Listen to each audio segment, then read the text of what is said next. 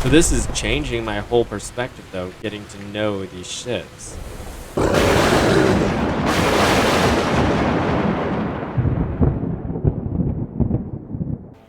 Welcome to the Battles of War Thunder. I'll be challenging myself to look into naval battles, and also been encouraged by Noxious Bench 746, who I met on War Thunder. Thank you for the subscribe and shout out to you. So the thought process I go through before I start something new, like the naval battles, is the thought process I try to do whether I'm doing Airsoft, War Thunder, Fortnite, or some other thing. And some of these games and some of these things are a lot harder to apply this to. And what I'm talking about is Sun Tzu, The Art of War. And there is a section in there that says, if you know the enemy and know yourself, you will not fear the result of 100 battles. If you know yourself, but not your enemy, for every victory gained, you will also suffer a defeat.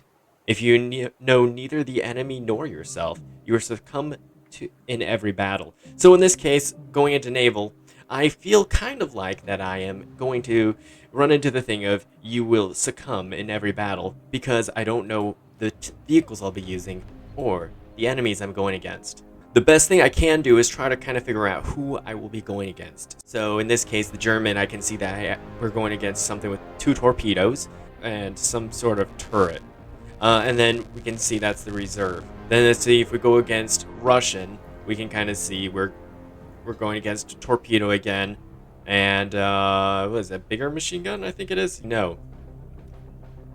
And then the British tree. Let's see what we have there for their attack boat. Whoa, they have the smallest machine gun. That's the MTB-1. Kind of that would probably be one of the ones I fear the least. But again, there's also another thing you have to remember: never overestimate and don't underestimate your enemy. So going into this, I'm just getting a somewhat of a survey of what I'll be facing. The Japanese tech tree has 2 torpedoes, 13, so pretty much all around a 50 cal, maybe a little bigger so far. Let's see, the Chinese, they do not have a naval fleet yet. Italy, they have a navy in here. Wow, they do seem to be some of the best outfitted of all. Italy does. I may end up actually using Italy to start with to kind of see how things go from there. Just because I'm looking at the specs here. They have 2 torpedoes, which pretty much all of them have 2 torpedoes. And then they have a 20mm anti-aircraft gun and 2 50 cals, or 12,7, which is pretty much a 50 cal machine gun. And for France, they do not have naval. Sweden, no naval. Israel, no naval. So in this case, we'll probably go to Italy, and we'll do their coastal fleet, which is already set up there. So that's very much in a nutshell what I go through, just a very basis. Then now if I was going to try to do my research further, I would be comparing these, taking these for test drives and stuff. Let's just take this for a test drive. So apparently it's bound just the same way as pretty much a tank is. I don't know what the little green markings are down below. So that's the machine gun. I wonder if that's the torpedo. Space. Yeah. That torpedo? No, let's see. What does Q do?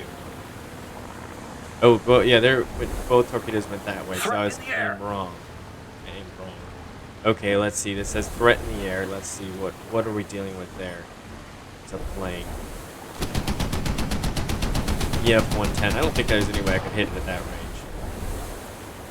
Okay, is this going to auto-reload? Yeah, it's auto-reloading the torpedoes.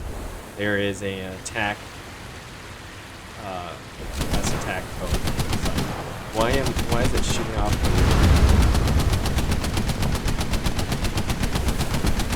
So yeah, really trying to lead it. But yeah, it's really kind of like it's tricky because I think with going up and down with the waves, it's not like a steady ground on the land. It's just going out in the water, and you're going up and down with it. So let's see. Space is torpedo. I think I'm lined up. I wonder what all these different like symbols and stuff mean. So it looks like the torpedo drops off with the back, and then it goes underneath the PT boat or whatever this is. Yeah, we'll just follow it up. It does have smoke, it looks like. So similar to what we're used to in tanks. those machine guns don't really do anything against the larger ships. The enemy ship has been torpedoed. So will that be enough to sink it?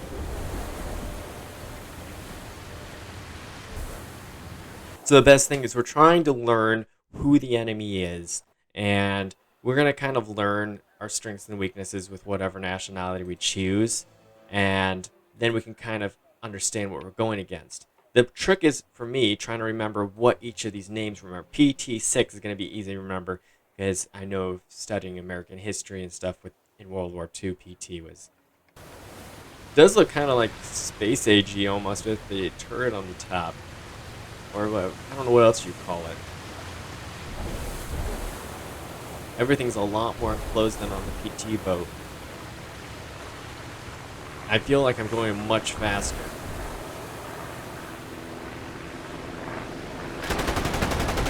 Enemy ship on fire. So it looks like I set it on fire. Aircraft. Oh man, it jammed so quickly. So what is the red? Maybe because it's reloading. Oh yeah, so the green was probably showing who was able to shoot and who wasn't able to shoot. Let's see if launch our torpedo, or is it torpedoes? I don't even see their line.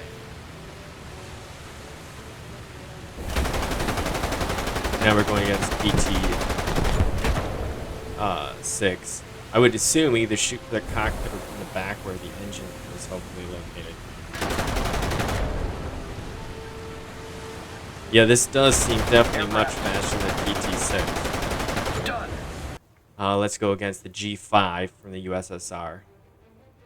Oh man, this thing does look sort of like a submarine in itself, even though it isn't. Those torpedoes just look like they're riding on the back. So it must be kind of like they just drop off the back maybe and slide into the water. We'll see. Okay, do we have a machine gun? No machine gun. Oh, there. Okay, we have to be off to the side. So with this, the Russian... Threat in the air. Russian, first-tier aircraft... No, not aircraft, sorry. I'm so used to saying aircraft. Yeah, as long as you're dead in front of it, you're pretty safe. Yeah. If you're behind it, no. But in front, yeah. But you're not safe from the torpedoes. So there. Oh, cool! Did you see that little animation where it popped out the torpedo? There, he's in front. I can't do anything about it.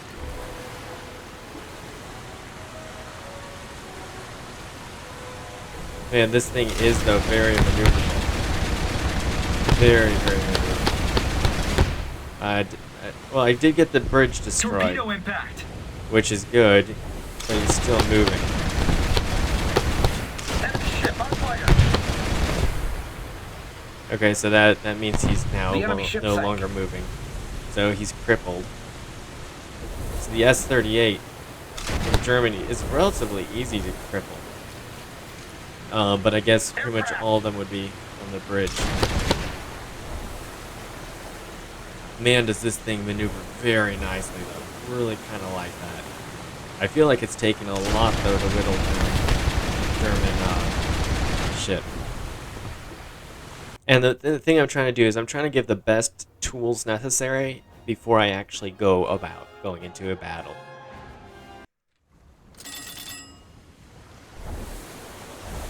So this is the British ship. Kind of very interesting. They're different setups. Kind of like a guide rail in the back.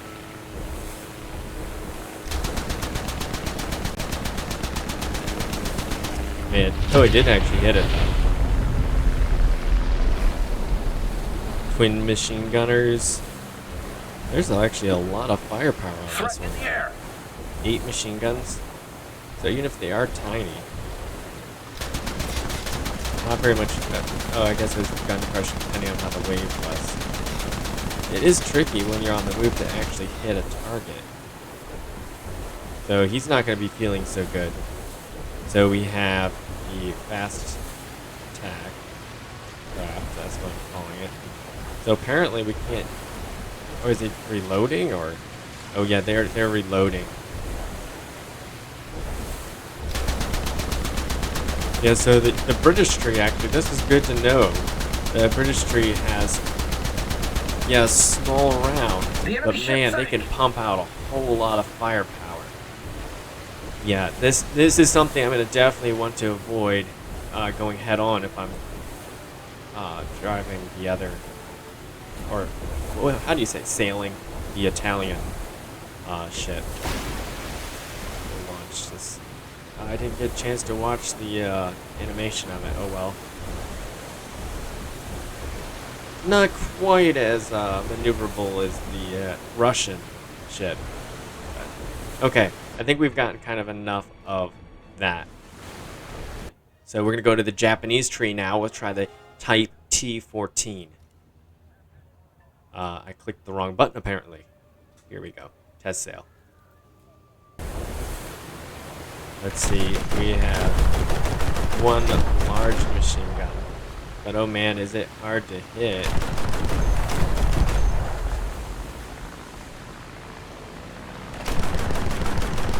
It's like I almost feel like to be successful at all, Aircraft. you have to be almost still in the water. Now he's reloading. Yeah. And he can shoot pretty much everywhere he wants, though. But the chances of actually hitting somebody seem really slim. The guy's floating in the air when you move. I can't see it quite. We'll try at this target here. So it looks like more the quantity of bullets than the size of the bullet when you're talking to these fast attack boats. Just being able to get more on target. So this is changing my whole perspective, though, getting to know these ships. So is that little thing off to the side showing me where the torpedoes will go? Or is it showing me the enemy? Yeah, I guess that's showing how the torpedoes will line up. And those, oh, that was interesting, they slid right off the side. But look at them go. Oh, it looks like the one's just gonna miss the bow. Not the bow. Not the bow. Those are going fast. The enemy ship has been wow. torpedoed. Threat in the air. That thing definitely had a lot more power on impact.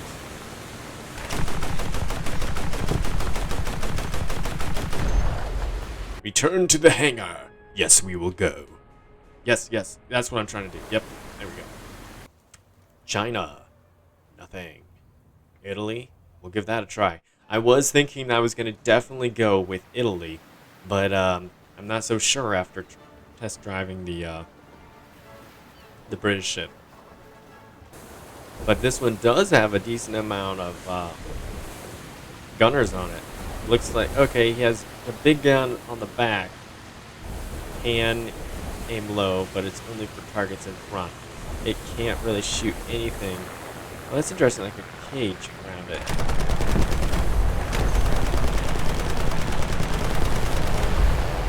Okay, we'll turn around. We'll give him a taste of the rear gun. Threat in the air. Maybe. Enemy ship on fire. The enemy ship sank. Okay, that was actually really quick.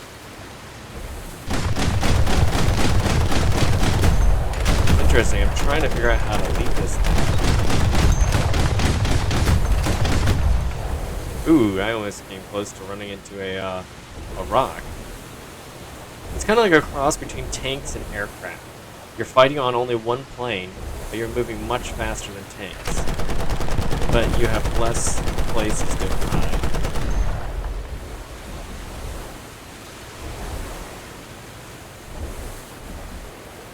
Oh, my rear gunner's reloading apparently.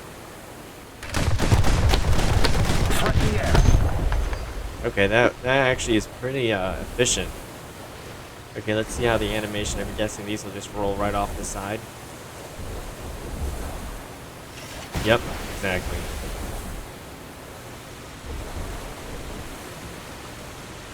That is pretty maneuverable. Still, the German one is much more maneuverable, I would say. Did that just go wide of it all and miss it? Wow. That's an interesting thing to know. It's much harder to hit something with a torpedo on this. You have to get much more up close and personal, or fire it knowing only one will actually hit. French, nothing. Sweden, nothing. Israel, nothing. Okay, so what do we learn? The MAS 561 has pretty good firepower. Main gun is only on the back. And the torpedoes are hard to hit a target. You have to get up really close. Almost in sneezing distance. The Type T-14, it does have a larger caliber, but only one, and it's really hard to hit something with that gun. And it has 2 torpedoes, but the torpedoes were much more accurate. Great Britain did not have a really large gun on it, but they had a whole lot of them. 8 guns for 2 turrets. And it was easy to hit with the torpedo. The G5 from the USSR was very maneuverable, had 2 torpedoes, easy to hit the target. This German LS3 only has one small gun. Well, not too small, it's 15 millimeter. But again, it's harder to hit with. Now you do get a wider range of being able to hit, but you have 2 less guns than the Italian attack.